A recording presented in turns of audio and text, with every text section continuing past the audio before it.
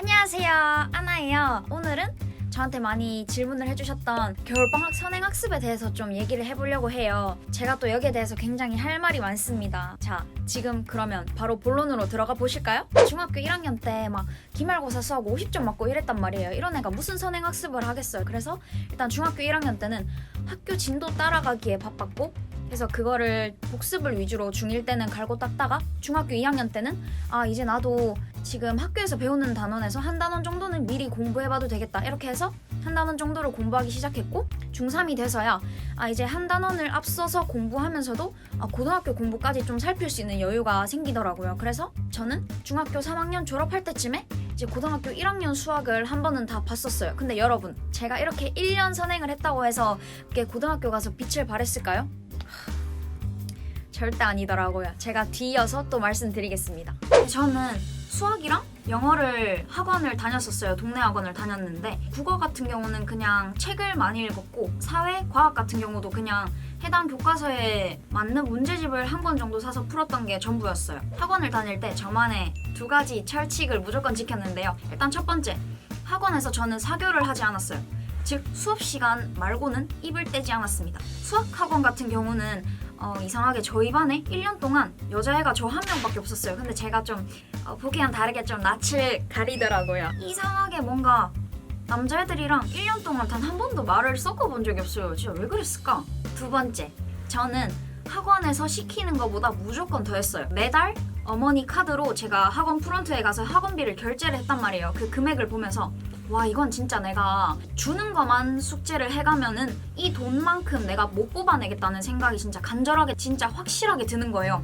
매번 선생님이 프린트를 내주셔도 쉬는 시간에 찾아가서 선생님, 이거랑 비슷한 프린트 혹시 한두 개 더 해주실 수 있나요? 이렇게 물어서 최대한 내가 이 학원에 낸 돈 그 이상으로 컨텐츠를 확보를 해서 공부를 해야겠다라고 다짐했습니다. 그리고 실천도 했고요. 수학 선행을 나갈 때 주의하실 점 제가 콕 집어드릴게요. 우선 수학 선행을 나갈 때 막 이렇게 단원별로 한 번씩 살펴보잖아요. 그리고 기본 문제들을 풀어요. 기본 문제들을 푸는데 심화는 저는 안 건드리는 걸 추천합니다. 왜냐면 기본 문제만으로도 좀 상당히 벅찰 거예요. 근데 벌써부터 문제풀이, 응용에 좀 집중하다 보면 이 원리가 왜 나왔는지, 이 공식이 어떤 식으로 도출됐는지를 좀 소홀하게 여기기가 쉽거든요. 하지만 심화 문제는 이 풀이 과정에서 이 개념이 어떻게 도출했는가, 그 과정에서 나오는 경우도 많기 때문에 여러분들 선행학습을 할 때는 응용 문제, 심화 문제를 많이 푸는 것보다는 그 원리가 나온 세세한 그 쫙 줄별로 이렇게 쫙 나열된 그 페이지 있잖아요. 그걸 하나하나 필사하면서 거의 시를 옮겨 적듯이 이렇게 예술 작품을 대한다는 느낌으로 하나하나 이렇게 음미를 해보시는 그런 여유로운 과정도 저는 좀 많이 필요할 것 같아요. 그래서 심화학습은 학교 수업 끝난 다음에 자습 시간에 푸는 걸로 하고, 우리 선행학습을 할 때는 천천히 음미하고 꼭꼭 씹어보는 그런 느낌으로 갑시다. 그리고 주의하실 점이 있어요. 제가 고등학교 1학년 과정을 모두 한번 배우고 갔다 했잖아요. 그렇다 보니까 고등학교 1학년 여름방학을 되게 소홀하게 보냈어요. 뭐 2학기 거 내가 보고 들어왔으니까 뭐 지수, 뭐 로그 다 아니까 이렇게 생각을 했거든요. 근데 막상 학교 수업을 들어보니까 되게 내용도 깊고 좀 내가 너무 쉽게 봤다 이렇게 생각을 했고, 막 바짝 긴장해서 공부했던 1학년 1학기 내신보다 1학년 2학기 내신이 좀 등급이 안 좋더라고요. 여러분들은 선행학습을 미리 해놓되 선행학습을 했다는 사실을 까먹으세요.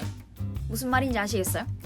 좀 맛보기로 해놨는데 너무 그거 자기가 이걸 봤다고 해서 아는 게 아니거든요. 맹신을 하진 마세요.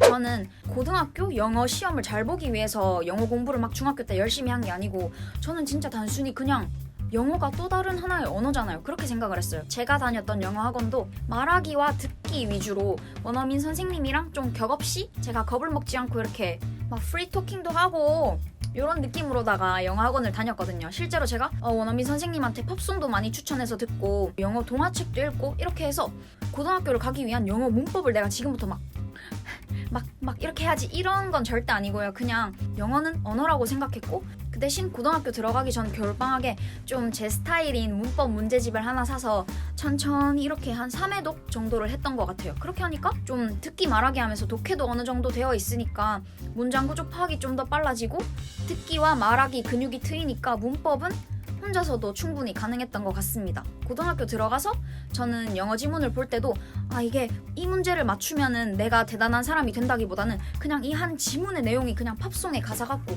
내가 새로운 걸 알게 됐네 이런 기분이 드니까 저는 그냥 거의 독서하고 새로운 지식의 발견이다 라는 그런 느낌으로 또 영어 지문을 재밌게 봤던 것 같습니다. 여러분들도 그렇게 접근하는 거 강력 추천. 뺨. 수학 같은 경우는 제가 문제집을 그땐 잘 몰랐어요. 그냥 뭘 써야 되는지도 모르겠고 이러니까 그냥 서점에 들어가서 아줌마 뭐 친구들이 제일 많이 쓰는 문제집 뭐 있어요? 이렇게 한다면 그래 그거 요새 잘 나간다 이러면은 그냥 그거 사서 풀고. 그래서 저는 그 문제집이 뭐였는지 사실 기억도 잘 안 나요. 되게 얇았던 것 같기도 하고. 왜 학원을 수학과 영어만 다녔느냐 하면요, 사실 다른 걸 다 다니기에는 제 몸뚱아리와 제 멘탈이 이겨내기가 좀 상당히 힘들었다. 그리고 주변에서 얘기를 들어봐도 중학교 때는 놀 만큼 놀고 영어 수학을 제대로 잡아놔라는 얘기를 많이 들어서 저는 생각해보면 중학교 2, 3학년 때 정말 후회 없이 놀았어요. 정말로.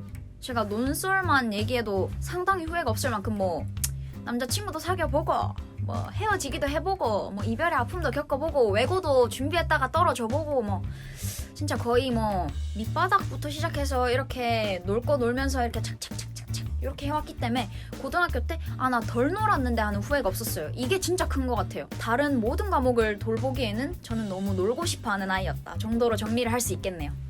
네, 또 제가 이렇게 크리스마스 느낌이 나는 옷을 입었지만 저는 중학교 3학년 때 외고 떨어지고 나서 진짜 많이 울었거든요. 내가 때까지 열심히 했다고 했는데 이 정도 한 애들은 대구에도 널렸구나 이 생각이 드니까 정신이 진짜 번쩍 뜨는 거예요. 겨울방학이 시작되고 나서 고등학교 입학하기 전까지 약 12월, 1월, 2월 3달 정도가 있잖아요.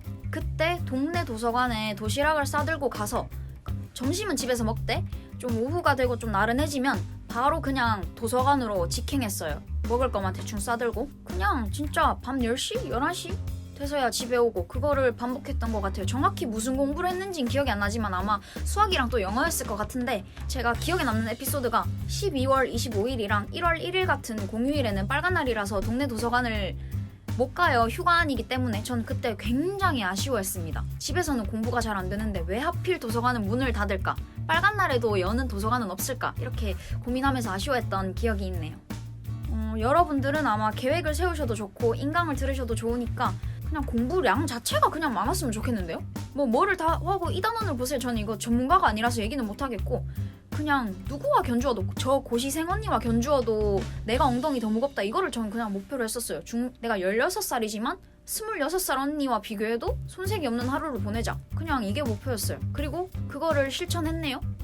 네, 여러분 조금 선행학습과 겨울방학을 어떻게 보내야 되는지에 대한 궁금증이 해결되셨나요?